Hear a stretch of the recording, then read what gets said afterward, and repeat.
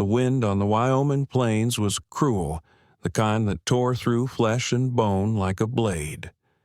Snow fell in thick, angry sheets erasing the world in white. The stagecoach stop outside Sage Valley was all but buried, its wooden sign creaking on rusted iron hooks, swaying like a ship lost at sea. Cole Hartley hadn't intended to stop. He rarely did any more. A man who'd once known command and brotherhood now kept only to the timberline and the silence of snowfall. But some instinct sharpened by years of war and regret made him pull the reins. His horse snorted as they drew closer. There, crumpled beside a half-covered bench, lay a figure small, unmoving, nearly lost beneath the snow. He dismounted slowly. No panic, no rush. Just that grim, quiet certainty that told him life or death hovered on a breath. She was young, maybe 23. Her dress was unsuited to the elements, city-made and paper-thin. A worn leather satchel clung to her like it had meaning. He crouched beside her, brushing ice crystals from her cheek with a gloved hand. Her skin was frozen to the touch, her lips pale. But there he saw it, a flutter of breath. Faint. Fragile. "You're not dead yet," Cole muttered, voice rough from disuse. "Good." Without another word, he lifted her gently into his arms. She weighed almost nothing, but her presence felt heavy. Heavy like guilt. Heavy like someone worth saving. "You're coming with me." He wrapped his coat tighter around them both and whistled. His mare Ember turned without command, and they rode into the trees, the girl pressed against his chest, her head fallen to his shoulder. The cabin was hidden, wedged between two rocky ridges thick with pine. You couldn't find it unless you knew exactly where to look, and most folks didn't. That's how Cole wanted it. That's how he needed it. Inside the hearth still held coals from that morning. He fed them pine logs until the fire roared back to life. Then he laid her down on the cot, covering her with every blanket he owned. Her breathing was shallow. He checked her pulse, steady but weak. The kettle boiled as he shredded dried meat and added carrots to a tin pot. Broth, simple but warm. He spooned a few drops into her mouth, and when her brow twitched he leaned back and exhaled for the first time since he'd found her. "Keep fighting," he said. "Don't leave me to guess your name." Night came down fast in the mountains. Wind clawed at the roof and whispered down the chimney. Cole stayed awake, rifle near boots on. He'd seen too many storms, some made of snow, some of men. Both could kill you just the same. It was morning when her eyes opened. She gasped and sat up, hands fisting the blankets like they were lifelines. Her hair was tangled, her lips dry. Where am I?" she rasped. Cole didn't turn from where he stood slicing dried apples at the table. "You're in my cabin." She scanned the room, eyes wide, shoulders trembling. Did you bring me here?" "I found you," he said flatly, half frozen by the stage stop. "You'd have been dead by nightfall." Her voice cracked. "Are you going to hurt me?" He finally turned, walking slowly toward her, a wooden bowl in his hand. He placed it on the stool beside her. "If I wanted to, I'd have let the storm finish the job." She stared at him. Tall, broad-shouldered, his beard peppered with gray, his eyes hard to read somewhere between steel and sorrow. "My name's Lily," she whispered. "Lily Monroe. I'm a nurse. Was supposed to reach Waverly. There's a clinic. They're waiting on me." He nodded once. Stage never came. Tracks vanish a mile back. "You must have walked the rest." She nodded, half-dazed. "Guess I fainted." "You did." He turned back to his apples. No further questions, no small talk, just the clink of blade on wood and the crackle of fire. But Lily watched him. The cabin was plain functional, not bleak. A stack of books lined one shelf. A Bible rested on the mantel corners, worn soft. A photograph sat in a wooden frame, just one showing a woman with dark hair and a steady gaze standing beside a younger Cole, both smiling. Neither looked like they belonged to this silent place. "You're not a farmer," she said. "No, you were a soldier." He looked at her, and something in his eyes shifted. Not anger, not pain, just the echo of a memory. "Used to be." He pulled on his coat. "Rest. Eat if you can. I'll get more wood." The door creaked closed behind him. Outside, the wind had eased just a whisper through the pines. Inside, Lily clutched the warm bowl and stared into the fire. Her body was weak, but her mind sharper now. This man had saved her, but he didn't act like a savior, and something in her heart whispered he hadn't done it out of kindness. He'd done it because he needed to believe something in him was still worth saving. The snow blanketed everything outside in white silence, but within the cabin, time moved in slow inches, marked by firelight-quiet footsteps and the soft clink of metal on tin. Lily lay in bed longer than she was used to. Her nurse's instincts itched for motion, for purpose, but her body ached and her limbs still felt like they belonged to someone else. Each morning, a fire was already crackling when she opened her eyes. A folded blanket rested near her cot. Food waited on the table, sometimes oatmeal, sometimes strips of jerky beside tea steeped in pine needles. Cole never said a word about it. He just did. He never hovered either. He moved around her with the distance of someone who had learned the hard way that closeness was a luxury too dangerous to afford. When she tried to thank him, he shrugged it off like he hadn't heard. But she could tell from his posture, the stiffness in his shoulders, the subtle pause when she said his name, that he did hear. He just didn't know what to do with it. Lily spent most of that second week observing.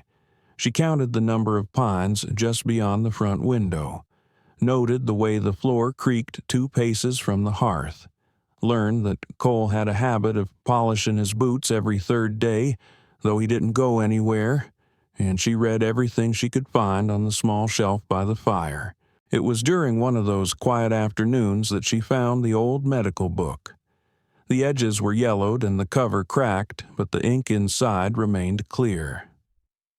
Field Surgery and Emergency Wound Treatment, the title read. Her fingers traced the inscription on the front page, C. Hartley, Captain U.S. Army Medical Division. She closed the book slowly. It explained things. His silence, his precision, the way he checked her pulse not like a stranger but like someone who had once done it in the heat of battle. Later that day, she found a wooden box tucked beneath the cot. She didn't open it. Something about it felt private, reverent even. But she did notice the photo on the mantel had been moved. It now sat tucked halfway behind a lantern like he wasn't quite ready to let it go, but couldn't bear to see it either. That night she finally asked, "Was she your wife?" Cole didn't answer right away. He was whittling something from a pine branch blade, moving with slow, deliberate strokes.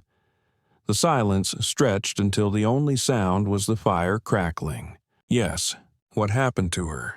Still no pause in the blade's rhythm. She died, long before this place. That was all.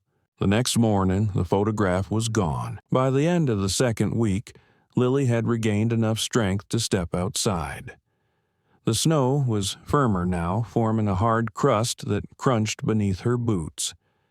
Cole handed her a coat, his clearly, and led the way to check the snares he'd laid deep in the woods.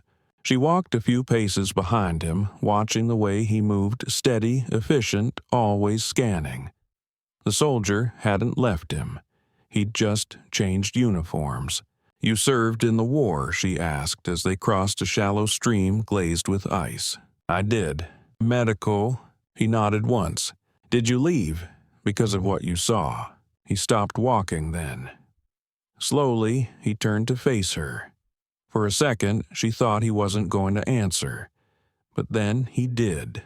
There was a man, a fellow officer. We wore the same badge, swore the same oath.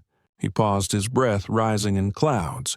He betrayed a family of Apache children, turned them over to bounty hunters for coin, laughed about it like it was sport. Lily felt her stomach twist. I reported him, Cole continued. Chain of command buried it. Said I was causing trouble. He glanced off into the trees. 2 weeks later, I found him drunk outside camp. I shot him, right through the eye. The words fell like stones. Not heavy with regret, but final, like someone telling you the weather. I couldn't wear the uniform after that. Not if it meant protecting men like him. They walked in silence for the rest of the trail. That night, Lily sat near the fire, a blanket draped over her knees, pretending to read. But she kept looking over the rim of the book. Cole was at the table methodically cleaning his rifle. His hands were steady, controlled, but she could feel something beneath the surface, a tension, a pressure building that he wouldn't let loose. "You know," she said softly, "I think you're kinder than you want to be." He looked up. "I'm not kind. You saved my life. Anyone would have." "No," she said, "not anyone." He didn't respond. But then she asked something that changed everything. "Did you save me because you felt guilty?" About him, about her. Cole's eyes darkened. He turned to the window, watching the snow drift. "No," he said. "I saved you because if I hadn't, there wouldn't be anything left of me worth saving." Lily didn't say anything back. She didn't need to, because in that moment she understood Cole Hartley didn't fear death. He feared turning into the kind of man who deserved it. The days that followed carried the rhythm of something almost normal. Not quite peace, not yet, but something near enough that Lily started to believe in it. She mended socks with thread pulled from old coats. She swept the floor even when it didn't need sweeping. Cole brought her fresh firewood without a word, and always left a cup of tea on the windowsill where the sun could warm it by midday. Still, neither of them spoke much. It wasn't silence, born of discomfort, but of mutual understanding of grief that had shaped both their lives too deeply to be rushed into conversation. And yet, little by little, the unspoken things began to rise. Lily found the wooden box again, this time behind the hearth. She didn't pry it open, not out of fear, but respect. Instead, she sat beside the fire, with it in her lap, brushing off soot and time. When Cole came in from the cold wind, stiff on his coat, he didn't flinch at the sight of her holding it. He only sat beside her and waited. "That belonged to my brother," he said quietly. His name was Samuel. She didn't speak, didn't need to. The way he said his brother's name held 1,000 memories. We were tracking bounty hunters through Arizona. Real bad types. They were taking girls Apache mostly and selling them across the border like cattle. He leaned forward, elbows on his knees. Samuel found one, 15 maybe, hiding in a dry gulch. He tried to get her out. Cole's voice cracked just once. They shot him in the back before he could even stand up straight. Called it justice. He ran a hand over his beard jaw set tight. I buried him with a piece of the necklace the girl wore. Thought maybe it would mean something. Maybe she lived. I don't know. I've tried not to imagine. Lily looked down. "Is that the chain you wear?" He nodded once. "It's not mine. That's the point." She reached over her hand, gently resting on his. "He died protecting someone who had no one else. You did the same for me." Cole didn't pull away, but he didn't reply either. He just stared into the fire like it was the only thing keeping him upright. That night, they washed dishes together. The rhythm of hands in watercloth, scraping tin, it was mundane, almost soothing. Until both reached for the same pot. Their hands brushed. This time, neither pulled back. Lily's heart thudded not from shock, but from recognition, from something waking that had long been frozen. Later, well past midnight, a sound stirred Cole from sleep.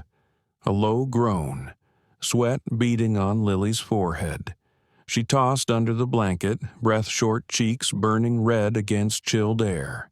"Lily," he called, kneeling beside her. Her eyes fluttered open, unfocused.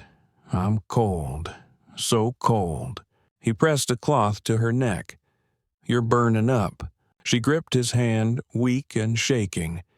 "If I die, don't let me die alone." The words punched through him. He swallowed hard, forcing his voice steady. "No one should die alone," he whispered. "And you won't." He stayed with her until dawn. Damp cloths, steady hands, murmured prayers to a God he hadn't spoken to in years. By morning, the fever broke. She survived, again. But this time, Cole didn't just save her from the snow. He saved her from leaving him behind, and something in him shifted. Not all at once, but enough that his shoulders no longer carried every sorrow like a punishment. Outside, winter began to retreat. Ice turned to mist. The cabin creaked less with cold and more with movement, and Lily slowly, steadily found her footing. She burned breakfast one morning and cursed under her breath. Cole looked up from splitting logs and almost smiled. "Could be worse," he said. "Could be beans again." "If you serve me beans 3 meals in a row," she replied, waving a ladle like a sword, "I'll mutiny." He laughed an actual laugh and shook his head. It was the first time she saw it, how quickly his smile faded, as if he still didn't trust joy to stay. But Lily did. She trusted the joy she felt in their quiet routine and the way his coat always hung next to hers in the warmth that wasn't just from the fire. And she trusted herself. One evening, when Cole stepped out to fix a torn shutter, she finally opened the wooden box. Inside were letters, some brittle with age, some smeared by water stains. One envelope bore a government seal. Another was addressed simply Cole Hartley. Nowhere W.I. She didn't read them, but she held them like they were sacred. Words written by the dead to a man too tired to run anymore. Cole came back in just as she closed the lid. "You found them," he said, not angry, just tired. "I didn't read them. I wouldn't blame you if you did." He sat beside her, watching the firelight flicker across her face. "Sometimes I think I carry the dead with me. Not memories, just their weight. Samuel, my wife, others." Lily placed her hand on his knee. "You don't have to carry them alone." He looked at her. Really looked, and something inside him cracked. Not in pain, but in release. "You still think I'm worth saving. I think maybe we save each other."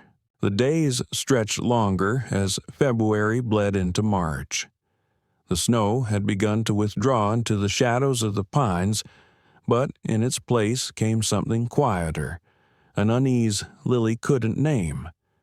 Cole had grown still again, his gaze often drawn to the tree line beyond the cabin. He sharpened his knife longer than necessary, oiled his rifle twice in the same afternoon. She didn't ask at first. But she knew the signs, tension that coiled in the shoulders, the careful way he moved around the windows. She'd seen it before in wounded men who never stopped scanning the horizon, even in hospitals 1,000 miles from any battlefield. Then came the footprints. It was dusk when Cole found them. He knelt near the edge of the clearing, fingers brushing the packed snow. His expression tightened as his eyes traced a line of heavy prints too broad for a deer, too deliberate for a stray hunter. Lily, having followed at a distance, felt the air change before she even spoke. "Is it an animal?" He stood slowly, brushing the snow from his gloves. "No. A man. Maybe more." She swallowed. "A trapper. Wrong gait, too heavy, spread too wide." He looked past her toward the cabin. His jaw clenched. "They found me." They didn't speak again that night. Cole moved through the cabin with the sharp economy of a man preparing for war. He packed cartridges, adjusted a pouch of blasting powder, and stacked wood in front of the windows for makeshift cover. Lily didn't sleep. Neither did he. Just before dawn, she woke to find him staring through the window, eyes locked on the tree line. "They're here," he said without turning. She stepped beside him. Shadows moved among the pines, 4 of them, 3 on foot, rifles slung across their backs, 1 on horseback, tall in the saddle, draped in a black coat that fluttered like smoke. His hat was wide-brimmed casting shadow over a face marked by a deep scar down the right cheek like lightning trapped in skin. Cole's voice dropped. "Jack Durand." Lily turned toward him. "The bounty hunter." He nodded.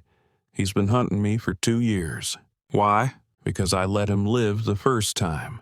She blinked. "The man you—" He didn't let her finish. "He came after Anna, my wife. He wasn't looking for justice. He was looking for revenge. I stopped him before, but I didn't stop him for good." Cole reached into a drawer and handed Lily a small pouch. "Black powder. Unstable, but it'll burn hot. There's a root wall behind the cabin. Place it there, set a flint. It might buy us time." She stared at him. "You want me to set an explosion? I want you to survive." He opened the door and stepped outside without another word. Lily moved quickly. She'd never set a blast before, but her hands didn't shake. She remembered every instruction Cole had given her, every glance he'd given that wall, that tree, that weak point. Outside, Durand and his men approached the edge of the clearing. "You know, the bounty's still good," Hartley Durand called, "dead or alive." Cole stood in the snow gun at his side, but not drawn. "I buried my wife because of you," he said. "I won't bury another." Durand smirked, then draw. Cole didn't hesitate. The revolver was up in a flash, but the first bullet grazed his arm before he could fire. Blood bloomed through his sleeve. He returned fire twice. One of Durand's men went down, screaming a shot to the leg. Another ducked behind a tree. Inside, Lily struck the flint. The blast was sudden smoke and soil erupting in a thunderous roar. It startled the gunmen, sending 2 of them scrambling back toward the tree line. Durand's horse reared and bucked. The explosion bought them seconds, but it was enough. Cole took them. He charged through the haze and tackled Durand, both men crashing into the snow. The fight turned brutal fists, elbows, knees. Cole's blood smeared across the ice. Durand clawed for his pistol, but Cole got there first, knocking it aside and pinning him. A hidden derringer, tucked in Cole's boot, pressed against Durand's chest. "Do it," Durand spat. "Be the killer you're running from." Cole's hand trembled. Then a voice cut through the wind. "Cole." Lily stood at the cabin's edge, her face streaked with soot, her eyes locked on his. He looked down. Durand gasped, coughing, snarling. "I am done killing," Cole said. "I don't need to bury another soul to feel like I've done right." He stood, breathing hard. Durand stayed on the ground, stunned. "There won't be a next time," Cole added. Durand didn't answer. He limped back into the woods, dragging what pride he had left. The 2 remaining men followed without question. Cole stumbled back toward the cabin. Lily met him halfway and dropped to her knees beside him in the snow. Her arms wrapped around him, pulling him close.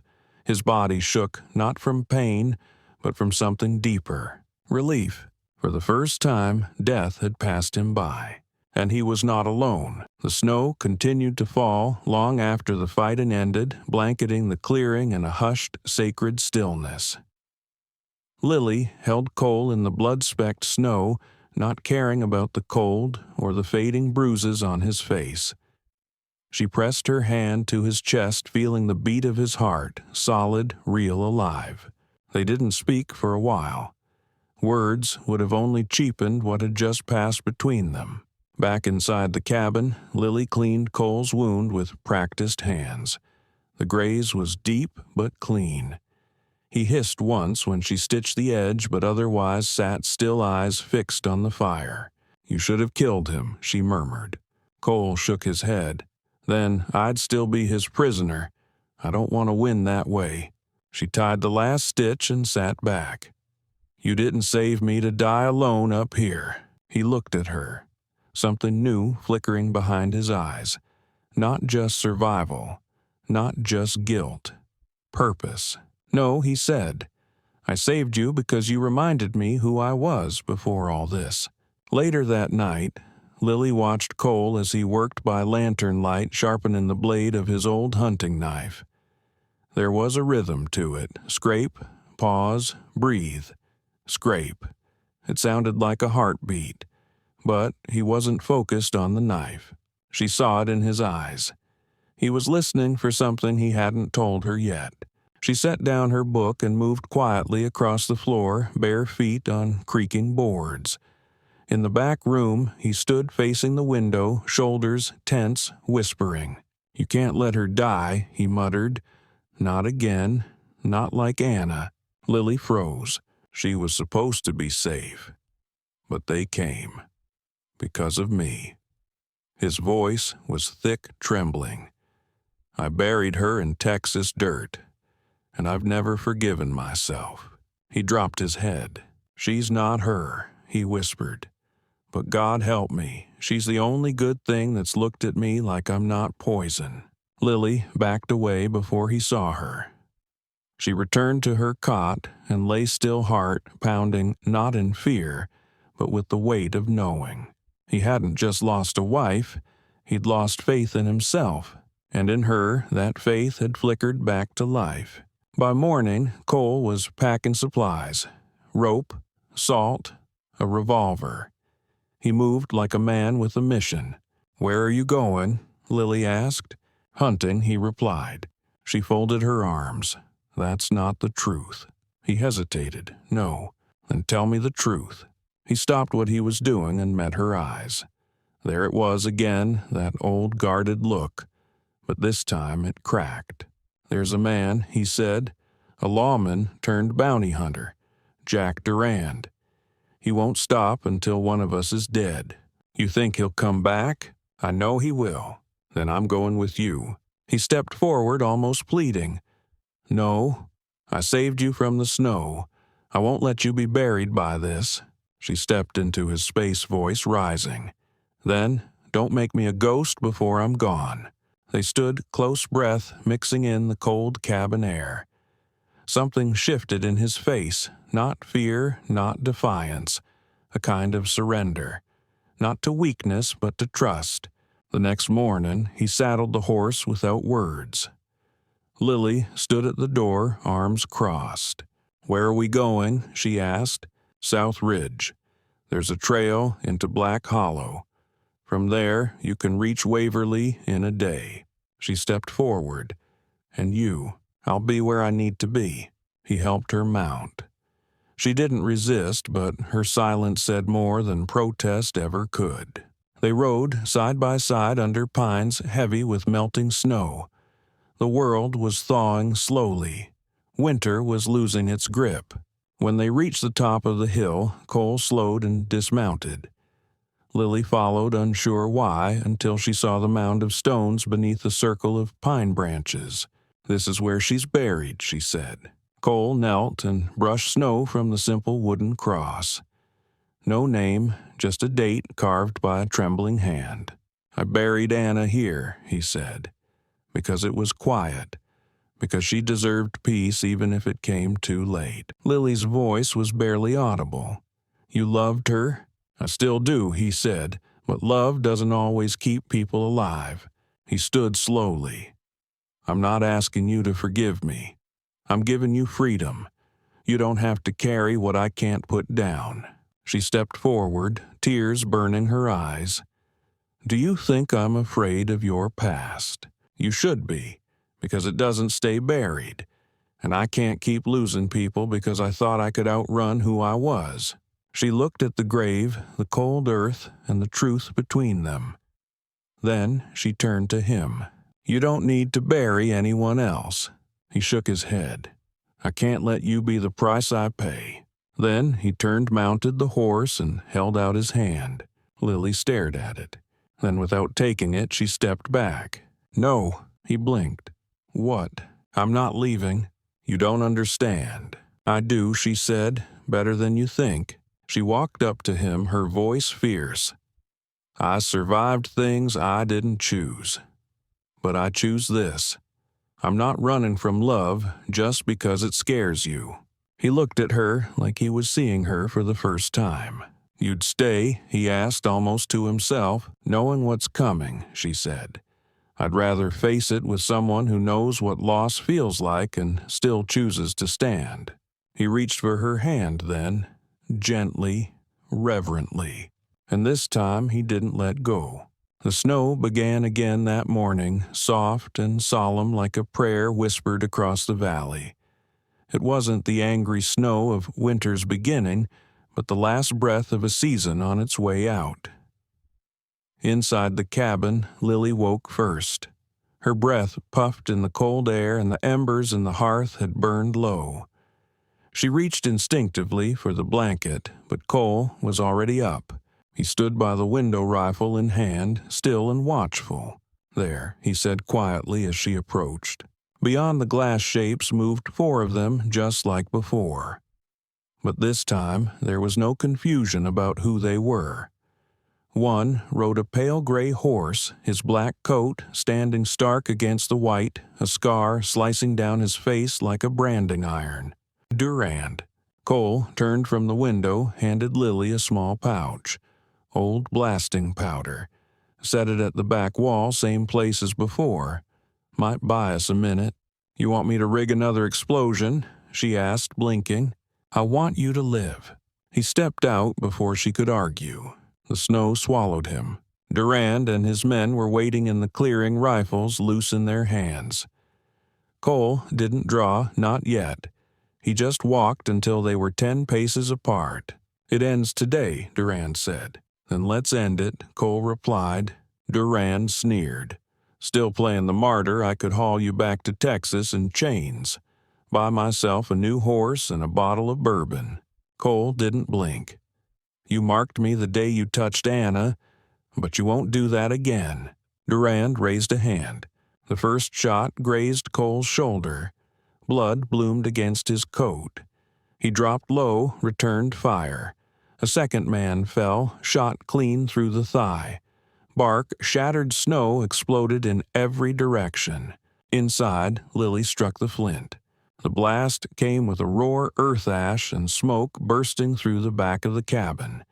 The shock wave sent 2 of the attackers stumbling. One turned and ran. The other fumbled for cover. Cole used the distraction. He charged. He tackled Durand hard, and they went down in a whirl of fists and snow. Cole's revolver flew, landing somewhere in the powder. Durand landed a punch that split Cole's lip, but Cole swung back, rage, grief, justice behind every blow. At last, he pinned Durand, one knee to his chest, one hand to his throat. A second pistol, a small derringer from his boot, pressed to Durand's heart. Durand gasped, choking. "Go ahead. Be the monster." Cole's hand trembled. "Cole." He turned. Lily stood at the edge of the clearing, soot on her cheeks, eyes wide, not with fear, but with hope. She saw him, saw who he was, not who he'd been. He looked back at Durand, and slowly his hand dropped. "I'm done killing," he said. "I won't take another soul just to keep mine." Durand stared up at him, chest heaving. "Next time I won't miss." "There won't be a next time." Durand crawled away, limping, bruised, beaten. His remaining man followed, and then the clearing fell silent. Cole turned and collapsed to his knees, not from pain, but from something deeper. Release. Lily rushed to him, threw her arms around his neck, and for the first time he didn't pull away. "I'm here," she whispered. "I'm not going anywhere." Spring bloomed in St. Louis, but the air felt wrong. Too clean, too still. Lily sat by her childhood bedroom window, watching the river boats glide along the Mississippi. The city had offered her a permanent post-marble floors, polished brass railings, patients who thanked her before dying. But the nights were quiet in the wrong ways. No wood creaked, no fire warmed more than her hands. There was no heartbeat in the silence. So she packed a bag, her stethoscope, a few anatomy books, a tin of salve, and a silver ring her mother's tucked into the lining. She boarded a wagon north. When the trail ended, she walked. The thaw had revealed the forest floor mossy, rich alive. The closer she came, the faster her steps fell. Cole was in the clearing, hammer in hand, halfway through repairing the stable roof. He looked up at the sound of her boots in the dirt and froze. She stood, tall hair tucked under a bonnet, wind tugging at her coat. "Do you still want me here?" she asked. He didn't answer. He ran. The hammer dropped into the grass as he crossed the clearing, his arms wrapping around her like he couldn't believe she was real. He buried his face in her shoulder breath, catching in sobs he didn't know he still had. "I meant to write," she whispered, holding him tight, "but I didn't want to ask. I wanted to decide."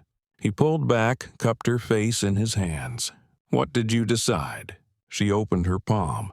In it, the silver ring. "In the city, I was a nurse," she said. "But here, I'm just me. And if you'll have me, Cole Hartley, I don't want to just build a cabin. I want to build a life." His voice broke. "More than a cabin. A home," she said, "with you and with our child." He stilled. Her hand lifted his and gently pressed it to her stomach.